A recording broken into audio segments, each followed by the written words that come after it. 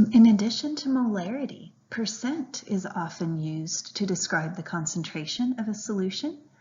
If you think back to the beginning of chapter 5 when we looked at the mass percent composition, we said that at the most general, we could say that a percent is a part over a whole times 100. When we're talking about solutions, whatever goes down here in the bottom is going to apply to the whole solution. So sometimes we'll have that number. We'll be told the volume of the solution is so many liters. Other times we'll be told about all of the different parts and we have to add them up in order to get the whole. So for instance, we might have to take the amount of solute that we have and add that to the amount of solvent to get that total amount of solution for the denominator. What will go up in the top for the part will be a solute. So solute up there in the top, the whole solution down in the bottom, and then we'll multiply that times 100. One of the types of percents that are used to describe concentration of solutions is the volume percent. The volume percent is the volume of the solute divided by the volume of the whole solution and multiplied by 100. Now, in everyday life, you will see something very closely related to the chemist's volume percent if you're looking at alcoholic beverages. Alcoholic beverages are described in terms of proof, and the symbol that looks like the degree symbol is used as the abbreviation for proof. And the connection between proof and volume percent is that you double the volume percent to get the proof.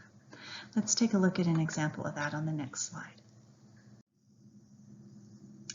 For our first example, many vodkas are 80 proof. Find the volume percent of ethanol in vodka. So when we talk about alcohol, to a chemist, an alcohol is a category. There are many, many different types of alcohol. The type of alcohol that people consume is ethanol.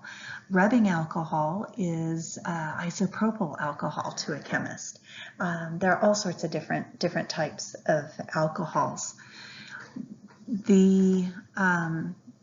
So when it's saying ethanol, that is the alcohol that's found in vodka, and we were told that or many vodkas are 80 proof. So how does that translate into a volume percent? Well, the proof is 2 times the volume percent. So if we take 80 and divide it by 2, that tells us that these vodkas are 40% by volume alcohol.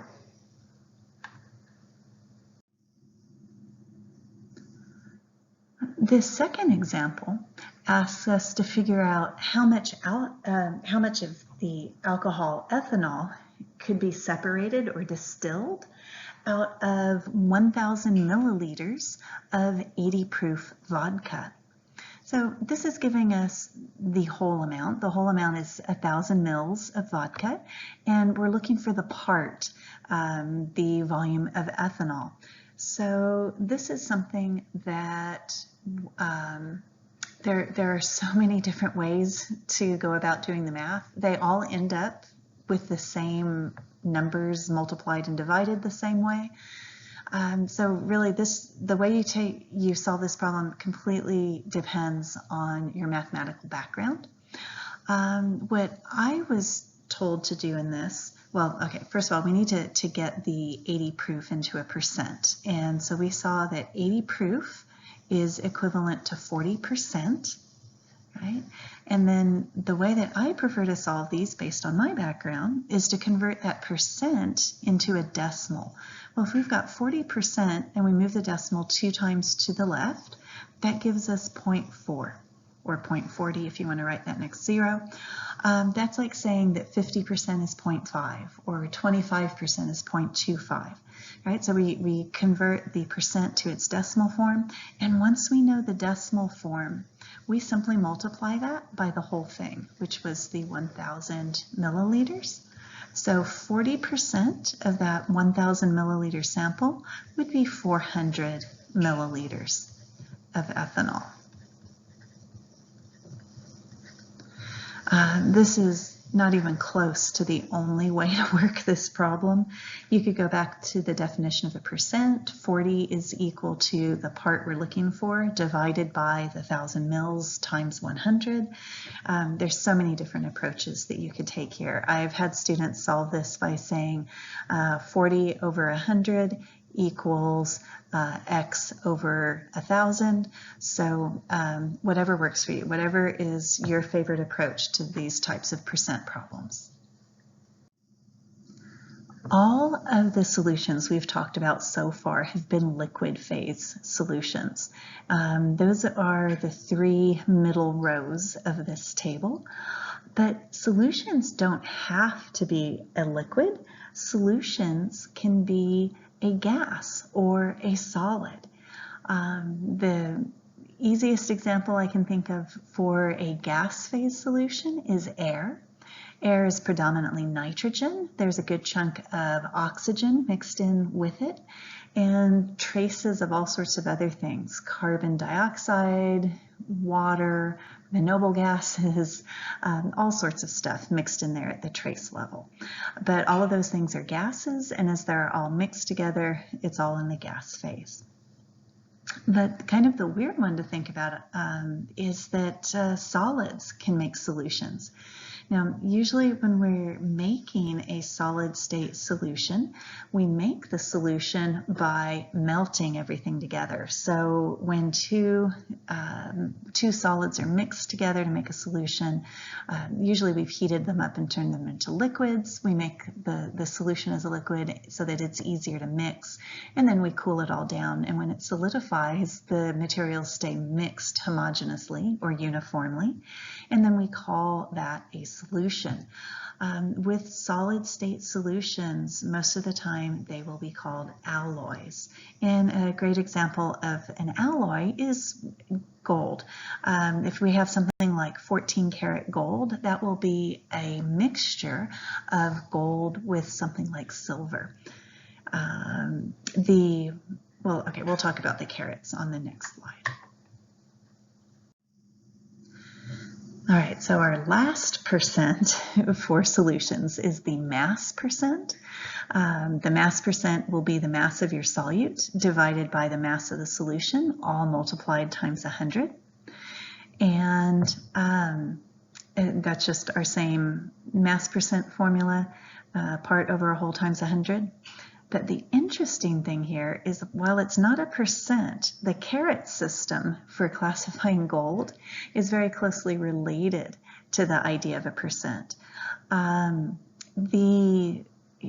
The whole amount for the carat system is 24 grams of total mass of your metal.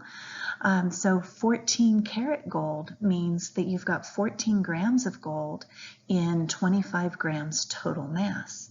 So whatever your carat is, you can divide that by 24 and then multiply that by 100 in order to get what that is on a percent basis. So here's an example of converting the carats into a percent. What is the percent by mass of gold in a ring, which is 10K?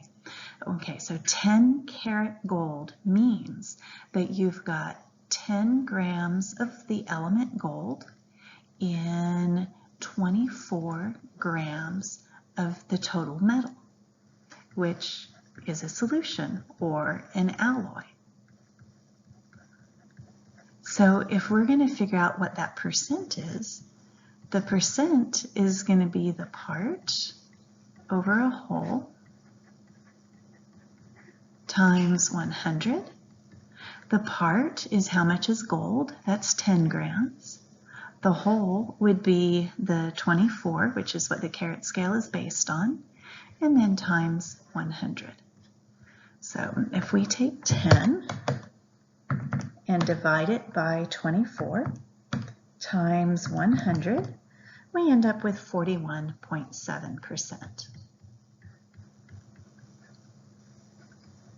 Now, if you're thinking, Well, I don't want 10 karat gold for a ring. I want 24 karat gold for everything.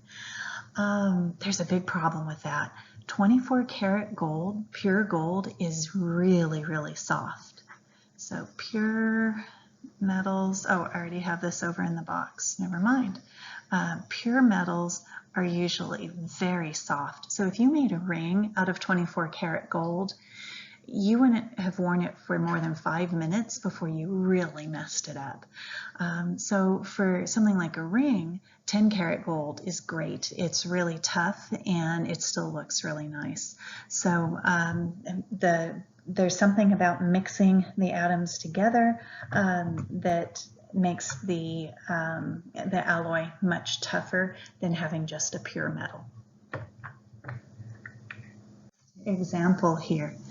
What is the percent by mass of a solution that's 9.4 grams hydrogen peroxide dissolved in 335 grams of water?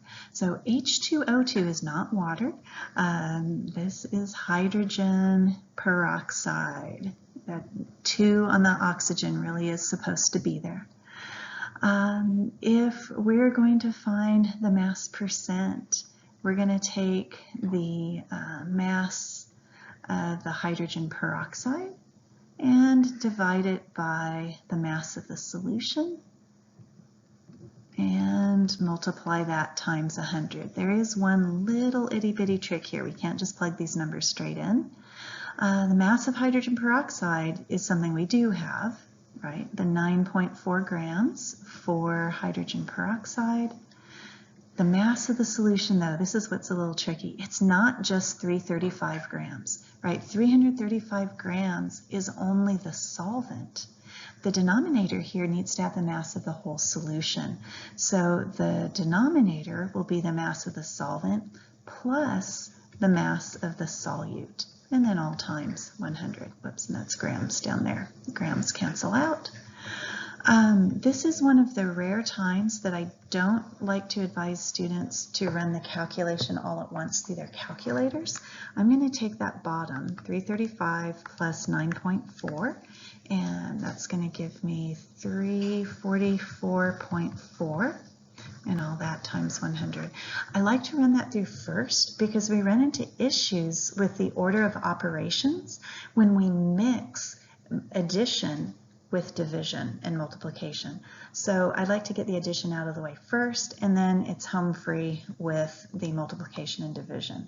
So I'm going to take 9.4 divided by 344.4 times 100, and that works out to be 2.73%. So this is roughly a 3% hydrogen peroxide solution, which is what you will typically find sold in the first aid aisle of a drugstore or a grocery store.